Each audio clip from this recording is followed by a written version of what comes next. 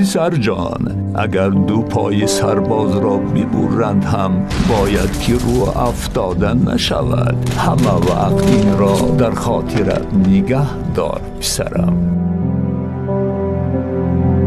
تشکیلاتی که 30 سال باز برایش خدمت کردم مرا از کار راندند. برای ادامه دادن فعالیتت اجازه داده شد. تبریک میکنم. تو آدمان شناسی زیاد داری، همشون را در اطراف جمع کن. وقت استراحت نداریم، وقت زیاد گذراندن با هم نداریم. کماندان، او سرباز واحدی مخصوص است. شروع از امروز میخواهم به شما گویم که باید در همه حالت شما آماده باشید.